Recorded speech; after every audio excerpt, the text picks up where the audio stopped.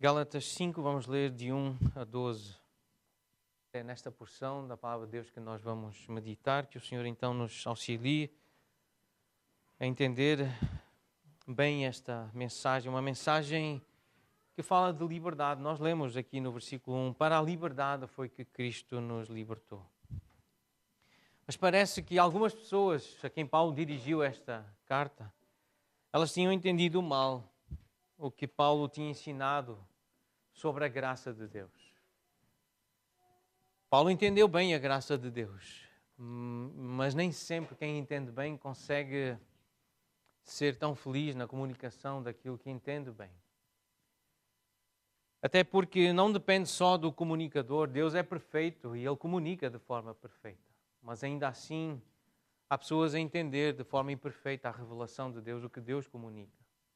E nós estamos a perceber que Paulo ele está incomodado com o que algumas pessoas que viviam naquela região, que se reuniam como igreja, o que elas tinham deixado de entender, ou tinham esquecido, ou tinham se afastado daquele ensino que Paulo tinha deixado sobre o que é a graça de Deus. E ele escreveu esta parte da carta, a partir do capítulo 5, nós entendemos que Paulo escreveu estas palavras para corrigir esse mal-entendido, essa dificuldade no entendimento dos crentes ali da Galácia. O cristão que vive pela fé não se tornará um rebelde. Alguém que vive pela fé, alguém que entendeu o conceito da graça de Deus, não se torna, nem se tornará um rebelde. Pelo contrário, irá experimentar a disciplina interior de Deus, que é muito melhor do que a disciplina exterior das regras, das tradições criadas pelo homem.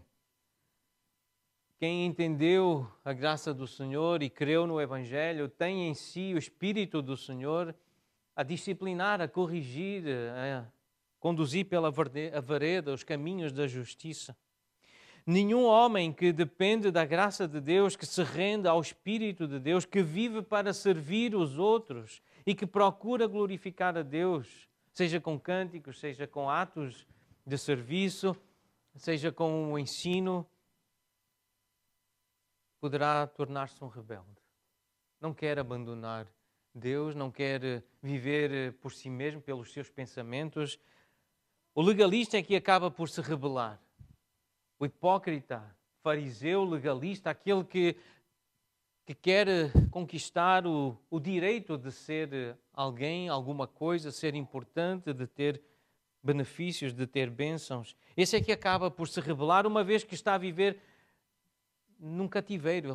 Ele está preso, ele sabe que está preso num esquema, num sistema religioso. E são esses que acabam por se rebelar, tornar-se rebeldes contra Deus. Aqueles que dependem da carne, aqueles que vivem para si mesmos, que procuram o louvor dos homens e não a glória de Deus, ou louvá-lo verdadeiramente. E esse é o grande risco que nós corremos, especialmente nós, pessoas que estão tão habituadas a este ambiente de espiritualidade, de fé. Desde criança, muitos de nós ouvimos sobre estas coisas e a linguagem vai se tornando familiar. E nós vamos aprendendo a agradar os homens, a fazer coisas para agradar às pessoas.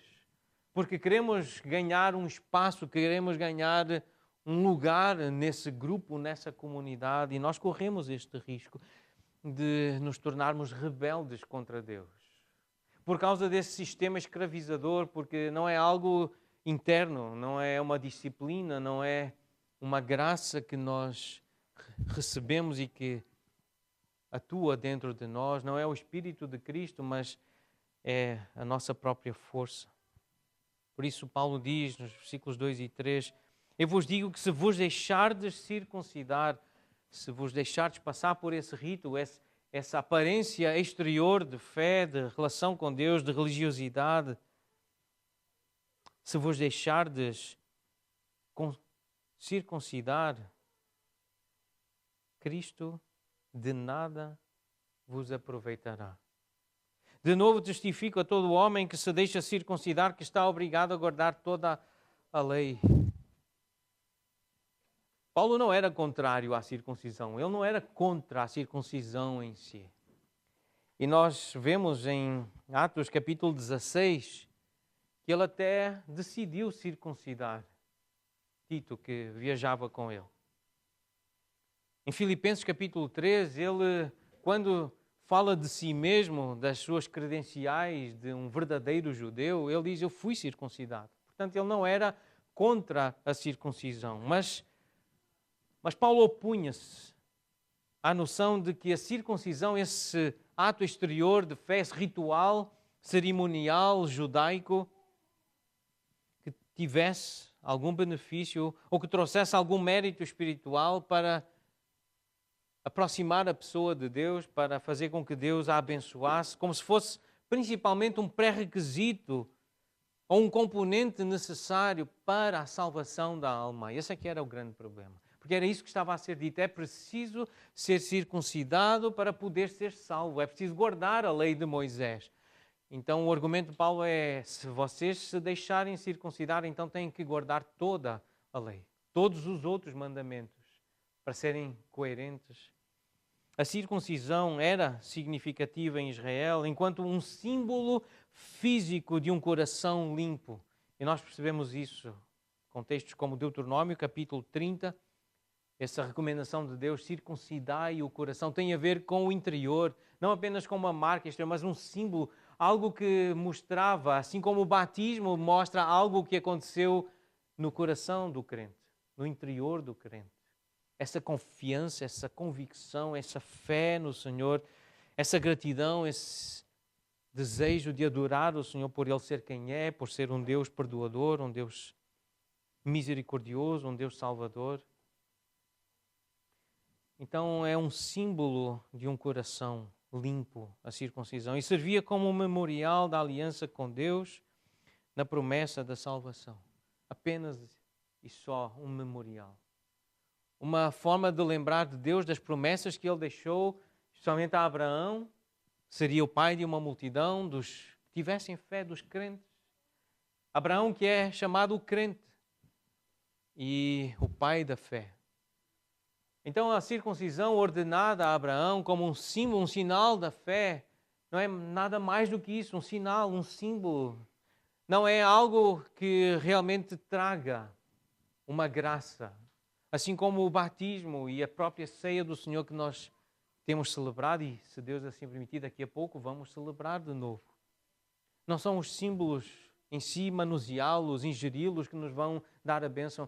A bênção vem do Espírito de Deus. Estas coisas levam-nos para a mensagem que nos abençoa, para a cruz que nos abençoa, para o perdão que nos redime, que nos limpa, que nos lava, que nos compra. Não são os objetos em si, não são os rituais em si, mas sim o que acontece no nosso interior, é o nosso relacionamento com o Senhor. Claro que todas estas coisas, assim como Paulo tratou com respeito, ele não desprezou a cultura dele, a cultura judaica, nem a fé, mas o que ele está a combater aqui é o significado que aqueles crentes estavam a dar, porque estavam a receber uma persuasão, uma influência de homens carnais, de religiosos hipócritas e legalistas. É verdade que Deus usa símbolos, Deus usa memoriais, Ele tem usado ao longo da história. E é por isso que nós também usamos, nós precisamos de memoriais. Nós temos essa tendência para esquecer facilmente e rapidamente quem nós somos até em Cristo. A liberdade que temos em Cristo. E a nossa tendência é voltar a esses rituais para obter favor de Deus, para obter o perdão de Deus, fazer sacrifícios para merecer bênçãos. Mas nós não precisamos de ritos sem sentido. Eles têm que ter um sentido. Têm que ter uma mensagem, têm que trazer uma mensagem. E uma mensagem coerente e fiel àquilo que Deus revelou. Tem que se entender porque que se faz o que se faz. O batismo é importante para nós, mas porquê que batizamos? Comer pão e beber vinho é importante para nós, mas porquê que nós comemos pão e bebemos vinho? Nós temos que entender a mensagem. Nós temos que perceber que isso é verdade e que faz sentido cantar ao Senhor mensagens como esta que vamos cantar daqui a algum tempo, daqui a pouco tempo, ao contemplar a rude cruz, a mensagem da cruz, O que é que isso significa? O que é a mensagem da cruz? Não é o símbolo esculpido numa madeira ou numa parede, não é o símbolo em si, não é tocar no símbolo que nos vai trazer uma bênção, não é só olhar para o símbolo, mas é o que nós processamos, é o que nós acreditamos, é a mensagem na qual nós cremos e afirmamos crer e confessamos crer. Se não for assim, Cristo de nada nos aproveitará.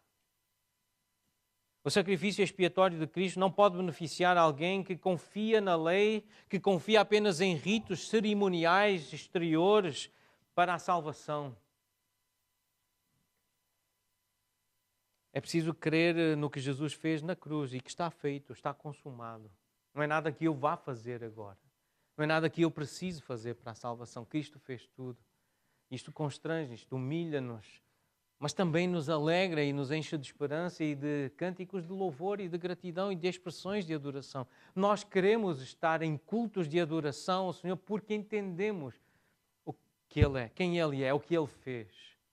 E como Ele é digno do nosso louvor, da nossa adoração. Todo homem que se deixa circuncidar, nós lemos aqui no versículo 3, está obrigado a guardar toda a lei. E é neste ponto então que os legalistas revelam a sua hipocrisia. Pois não cumprem toda a lei. Eles olham para a lei do Antigo Testamento como se fossem um cliente num restaurante self-service, com aquela comida lá nos buffets, e que escolhem o que querem e o que não gostam, o que não lhes parece tão atrativo ou não conhecem, deixam de lado. E muitos religiosos fazem isso, muitos legalistas fazem isso, olham para a lei de Deus e esta parte é interessante, esta parte aqui parece mais importante e vai-me dar um pouco mais de estatuto, então com esta parte aqui eu fico. Esta parte aqui eu já não quero e eu rejeito, então é aqui que se mostra a hipocrisia dos legalistas, que tentam comprar a salvação por rituais, por cerimónias, por comportamentos externos, exteriores. Isto não é honesto. Ensinar que um cristão hoje deve, por exemplo, guardar o sábado, mas não a Páscoa, é incoerente. O mesmo legislador que deu um mandamento também deu o outro. Tiago 2, de 9 a 11. Especialmente o versículo 10 diz assim: qualquer que guarda toda a lei, mas tropeça em um só ponto, se torna culpado de todos. Então nós precisamos entender o que é que Deus diz, qual é o espírito da lei, o que é que Ele quer realmente nos nossos corações, porque a lei continua a ter valor para o crente, o filho de Abraão, para o seguidor de Jesus, uma vez que ele cumpriu a lei é boa, o mandamento do Senhor é santo, é justo e é bom. Então nós precisamos entender o que é a lei do Senhor, essa lei que restaura a nossa alma, essa lei que nos dá a esperança, que nos faz conhecer melhor Deus. Paulo já tinha citado Moisés para provar que a maldição da lei recai sobre todos os que não guardam toda a lei. No capítulo 3 desta carta, no versículo 10. Todos quantos, pois, são das obras da lei, estão debaixo de maldição, porque está escrito: maldito todo aquele que não permanece em todas as coisas escritas no livro da lei para as praticar. E a verdade é que todos somos malditos, todos somos amaldiçoados. Nenhum de nós consegue praticar toda a lei. Esse é um dos grandes propósitos da lei. Mostrar que nós somos malditos. Nós somos miseráveis. Nós não conseguimos cumprir a lei como Jesus cumpriu. Nós não conseguimos obedecer e fazer o que Deus quer.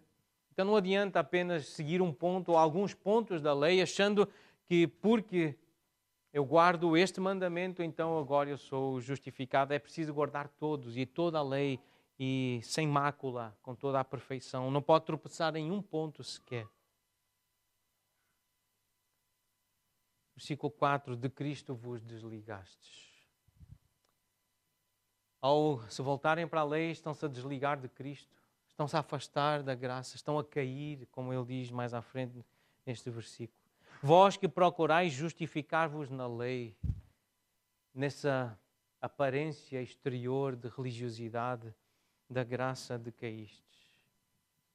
A palavra grega para desligar significa ser separado, ser afastado.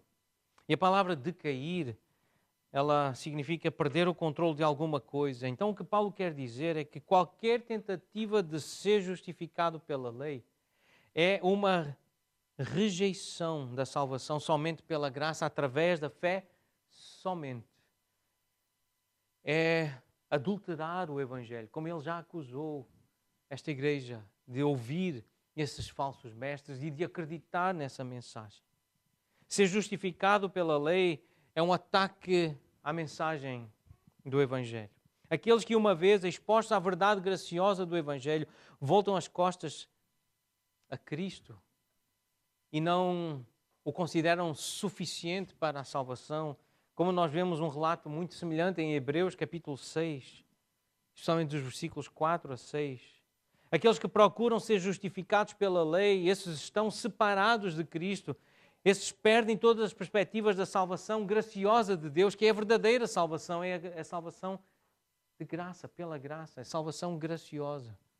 E alguém que procura justificar-se pela lei, pela obediência à lei, está a afastar-se, está a desligar-se de Cristo, está a cair, a separar-se da graça, afastar-se do caminho. Esta deserção, este abandono de Cristo e do Evangelho prova que a sua fé nunca foi genuína. Nunca teve a fé verdadeira. Alguns textos importantes sobre esta questão da fé genuína. Lucas 8, 13 e 14. Especialmente 1 João capítulo 2, versículo 19. Alguns que se apartam, alguns que se afastam de Cristo ou do corpo de Cristo mostram que realmente nunca pertenceram, nunca foram. Estavam enganados, iludidos, persuadidos, mas não por aquele que chama. Versículo 5. Porque nós, pelo Espírito, aguardamos a esperança da justiça que provém da fé, porque em Cristo Jesus nem a circuncisão nem a incircuncisão têm valor algum, mas a fé que atua pelo amor. Os cristãos já possuem a justiça imputada de Cristo. É Cristo que é justo, é Ele que é perfeito, é Ele que é obediente. E pela sua infinita misericórdia, Ele quis oferecer essa justiça. Ele quis dar de graça esse perdão e essa justiça. Mas ainda aqueles que já possuem a justiça de Cristo ainda aguardam a justiça completa e perfeita que está por vir na glorificação. É verdade que ainda há muita coisa injusta que nós vemos à nossa volta e nós ainda praticamos muitos atos de injustiça. Nós ainda gememos neste corpo, nós ainda estamos angustiados, querendo ser revestidos, querendo ser ressuscitados, ou seja, passar pela morte e receber o corpo espiritual, ou sermos transformados. Nós que temos o Espírito de Cristo, realmente nós ansiamos por esse momento da glorificação, em que vamos receber um outro corpo. Este corpo vai ser transformado. Nós ainda aguardamos por esse dia, esse momento. E precisamos ver a maneira como andamos. Vede prudentemente como andais. Alguns até já chegaram a correr e como estes, vós corríeis bem, diz Paulo. Quem vos impediu de continuar a obedecer à verdade? Correr bem é sinónimo aqui de obedecer, de guardar a verdade, de entender a verdade. Correr bem é obedecer à verdade. Alguém que realmente se destaca, alguém que realmente está na frente, está na liderança, é alguém que obedece. Alguém que não é hipócrita, não é falso, mas alguém que obedece à verdade. Vós corrieis bem. Há pessoas que até começam bem, mas não terminam bem. E nós queremos terminar bem. Melhor é o fim das coisas do que o seu começo. E nós temos que olhar para a frente. E temos que manter os nossos olhos lá na frente e em Cristo e na meta e nesse alvo para não pararmos de ter ânimo, alegria, força, poder para continuar a correr, porque é Ele que dá. É Ele que é a fonte dessa alegria, desse ânimo, desse entusiasmo, dessa capacidade para continuar a andar de modo digno da vocação que nós recebemos. E se vamos correr, nós precisamos de aliviar esse peso do pecado. E é Cristo que faz isso, para que nós possamos correr com perseverança a corrida que nos está proposta. Que os nossos irmãos, aqueles que viveram no passado, os heróis da fé, eles correram, eles andaram, eles falaram, eles praticaram. Nós precisamos obedecer à verdade. Nós precisamos crer e observar. Nós precisamos ser fiéis, ser verdadeiros. Essa é uma evidência de que realmente fomos libertos por Jesus. E que estamos livres, e estamos a andar e a correr em liberdade. E que o Espírito de Cristo habita em nós. E que a nossa salvação é genuína e que nós não estamos enganados, nem estamos a enganar outros. Porque há alguns que tentam persuadir, versículo 8, esta persuasão não vem daquele que vos chama. E é muito persuasiva a voz do legalismo, da hipocrisia, da religiosidade, da aparência de bondade, da suposta verdade humanista. Ela é persuasiva. Há muita coisa que parece inteligente, que parece envolvente no discurso humanista, político, socialista. Há tanta coisa que parece atraente aos ouvidos meramente humanos. Parecem evidências de bondade, de graça, de misericórdia. Aqueles que se autoflagelam, aqueles que se disciplinam a si mesmos, o seu corpo, parecem tão piedosos e procuram exercer esse tipo de influência e de persuasão sobre outras pessoas para ganhar esse protagonismo, essa preponderância, esse poder, essa influência sobre outros. Mas esse tipo de persuasão não vem daquele que chama, daquele que escolhe, que elege, que é o Senhor Deus. Esta persuasão, esta ideia da salvação pelas obras, porque este é o discurso que é tão comum na nossa cultura portuguesa, e é tão comum nesta cultura ocidental de fazermos o nosso esforço, de fazermos o trabalho para nós sermos felizes e abençoados. Esta persuasão, ou seja, a salvação pelas obras, não vem de Deus. Deus não promove o legalismo.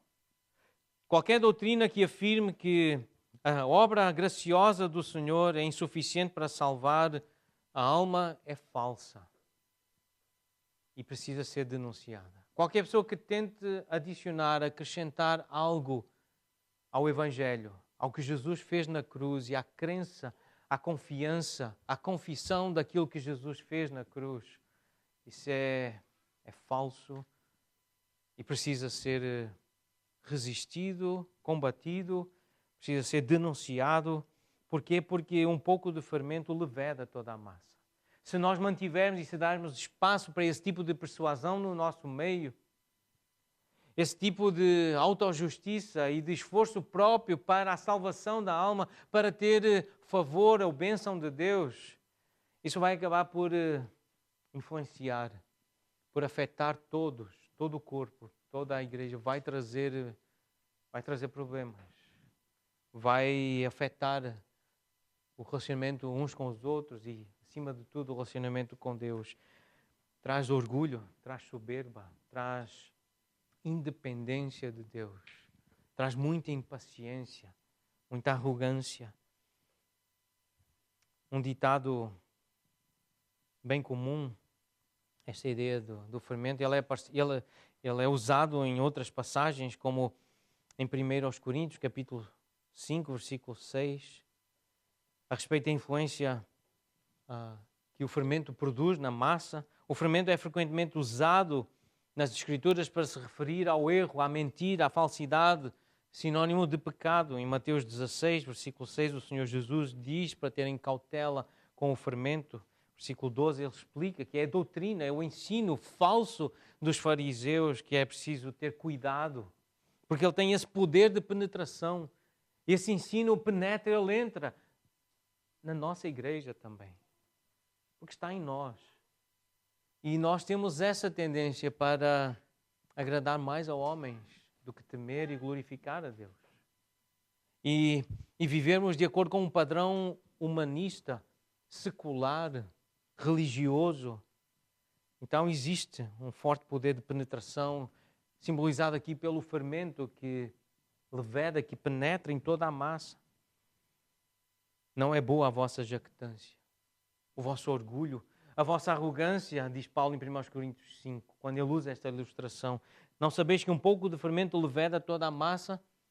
Porque isto de fazer coisas para se exaltar, para se vangloriar, para obter lugar, espaço de autoridade e de influência na vida de outras pessoas, tem tudo a ver com o orgulho, tem tudo a ver com o querer ser como Deus ou até acima de Deus.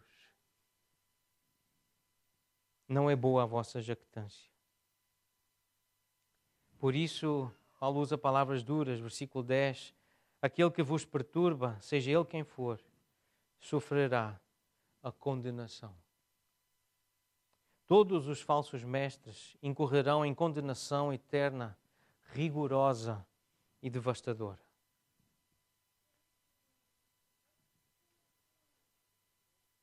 Muitos, nós lemos em 2 de Pedro, muitos seguirão as práticas libertinas e por causa deles será infamado o caminho da verdade. Também movidos por avareza farão comércio de vós com palavras fictícias. Para eles o juízo lavrado há longo tempo não tarda e a sua destruição não dorme. Versículo 9, é porque o Senhor sabe livrar da provação os piedosos e reservar sob castigo os injustos para o dia do juízo. Vai haver condenação, sim, vai haver punição. E nós precisamos deixar que a palavra nos sonde. Que esta carta de confronto que trabalhe nos nossos corações para mostrar que tipo de pensamento é que nós temos, a quem é que nós realmente queremos agradar. É a nós mesmos? É a nossa carne? Nós queremos agradar às pessoas? Nós queremos ficar bem diante dos outros? Queremos aplausos de quem? Queremos elogios de quem? O que é que nós queremos com a nossa vida? E acabamos por aceitar a influência, a persuasão de falsos mestres. Mas assim como eles serão condenados e de forma bem mais severa, também aqueles que se deixam persuadir também sofrerão. Haverá devastação nas suas vidas, destruição. Alguém que acredita na mentira, alguém que confia na hipocrisia, na falsidade, vai ver muita coisa arruinada e destruída na sua vida. Por isso, Paulo diz, irmãos, se ainda prego a circuncisão, por que continuo sendo perseguido? Logo está desfeito o escândalo da cruz. É por causa da cruz que os cristãos são perseguidos. É porque nós acreditamos na cruz que sofremos. Nós sofremos algum tipo de perseguição, de desprezo. É por causa da mensagem da cruz. Não é por causa da religiosidade, de querermos, com atos de bondade, conquistar bênçãos, de querermos ser preponderantes na vida de outros, influentes. Não é por praticarmos atos de bondade que nós somos perseguidos, mas é porque apontamos para a cruz, para os méritos de Jesus. É porque nós dizemos que é apenas pela fé, como Paulo afirmava, que é por meio da graça de Deus, por meio da fé, que a salvação não depende de nós. Era por causa disso que vinha a perseguição. E esta ideia, Paulo volta a ela no capítulo 6, se puderem espreitar aí o versículo 12. Os que querem ostentar-se na carne, capítulo 6, versículo 12, esses vos constrangem a vos circuncidar somente para não serem perseguidos por causa da cruz de Cristo. Porque quem crê na mensagem da cruz, quem apenas confia no que Jesus fez, acaba por ser perseguido. Sim, Paulo estava a sofrer esse tipo de comentário depreciativo, acusações de que ele é que era o falso, de que ele estava a pregar um evangelho errado. Porque a cruz ela realmente, ela confronta, ela escandaliza o nosso coração religioso, o nosso coração hipócrita, falso. Aparentemente os judaizantes tinham afirmado falsamente que Paulo concordava com os seus ensinos, mas Paulo argumentava que se ele estava a pregar a circuncisão como necessária para a salvação, então por que razão é que não gostavam dele, estavam a atacá-lo, estavam a persegui-lo, a falar mal dele? É porque queriam matá-lo. Escândalo da cruz, esta palavra, esta expressão pode ser traduzida por armadilha, por laço ou por pedra de tropeço. E ela é usada em outras passagens. Qualquer oferta de salvação que retire do homem a oportunidade de ganhar por seu próprio mérito, por seu próprio esforço, gera oposição, como nós lemos em Romanos 9, versículo 33. Como está escrito: eis que ponho em Sião uma pedra de tropeço e rocha de escândalo, e aquele que nela crê não será confundido. Mas ela é uma rocha de escândalo, é uma pedra de tropeço. Cristo, a mensagem da cruz, acaba por ser uma mensagem de tropeço para os religiosos, os fariseus, os legalistas, os que confiam na carne, os que procuram agradar a Deus pela obediência da lei e que confiam neles mesmos, na sua disciplina, na sua educação, na sua cultura, nos seus estudos. A cruz escandaliza porque ela retira de nós todo o mérito. E se nós não temos mérito, nós não merecemos elogios, nós não merecemos seguidores, nós não merecemos ser bem tratados. E nós queremos isso. Nós queremos ser elogiados, nós queremos ser bem tratados, nós queremos que as pessoas nos adulem, que nos sigam. Nós temos esse coração fariseu, legalista, nós temos isso dentro de nós. E a cruz vem e ela destrói isso. É por isso que ela escandaliza. É por isso que ela faz cair e ruir toda essa confiança que nós procuramos ter em nós ou demonstrar que temos em nós. E Paulo é duro, então ele termina esta parte com palavras muito duras. Versículo 12 diz: tomara até se mutilassem os que vos incitam à rebeldia. Uma palavra aqui para esta ideia de mutilar, ela definia a castração. O homem que se castrava, que era uma prática no culto de uma divindade, a deusa Cibele. Aqueles adoradores, os sacerdotes dessa deusa, originária da Frígia, ela era chamada da mãe dos deuses e ela simbolizava a fertilidade e a riqueza. O seu culto iniciou-se na região da Ásia Menor, espalhou-se em vários territórios da Grécia Antiga. Então os sacerdotes eram chamados os Gali. Eles eram mandados vir, eles eram importados para a Judeia, para aquela região, porque entre os judeus e entre os romanos a castração era algo inadmissível. E alguém que quisesse entrar e fazer esse culto, essa adoração, esses sacerdotes, esses líderes que queriam destacar-se, eles tinham que se fazer eunucos a si mesmos, eles tinham que se castrar. Então há aqui uma linguagem cultural, religiosa, daquela época que Paulo parece estar a trazer para mostrar. Querem se destacar, então que se castrem. Que não apenas se circuncidem, não apenas cortem uma parte da pele, mas cortem tudo. Que se castrem, que se mutilem a si mesmos. Paulo está a usar aqui ira, ironia, mas ele está a mostrar a gravidade do assunto. O argumento então irônico de Paulo é que, uma vez que os judaizantes insistiam tanto na circuncisão como meio de agradar a Deus, então deviam ir ao extremo da devoção religiosa e mutilar-se, castrar-se a si próprios. Então assim seriam coerentes.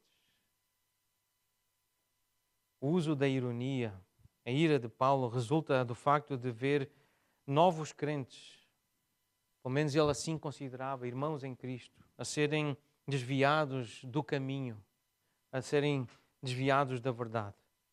Jesus também usou palavras de advertência igualmente fortes com aqueles que tentavam induzir os outros ao erro. Em Lucas 17, versículos 1 e 2, nós lemos estas palavras que Jesus disse aos seus discípulos. É inevitável que venham escândalos, tropeços. Mas ai do homem pelo qual eles vêm. Melhor fora que se lhe pendurasse ao pescoço uma pedra de moinho e fosse atirado no mar, do que fazer tropeçar a um destes pequeninos. Melhor fora que pegassem numa pedra, se atirassem ao mar e morressem afogados. É o que Jesus está a dizer. Palavras duras também, mas para trazer este aviso é muito grave ensinar heresia, ensinar falsidade, ensinar erro, induzir a ostentação na carne, a arrogância, a soberba. É muito grave ensinar mentira ao povo de Deus. Desviar do caminho é igual a incitar à rebeldia. É ser rebelde contra Deus. É deixar a verdade e tornar-se então rebelde. Deus disse, Deus mostrou, Deus revelou na plenitude dos tempos a cruz de Cristo e agora estavam a desviar-se do caminho. Estavam a se deixar-se persuadir pelos rebeldes e eles próprios estavam a tornar-se rebeldes. Mas o cristão que vive pela fé não se torna um rebelde. Não faz as coisas como ele acha que tem que fazer e da sua própria vontade.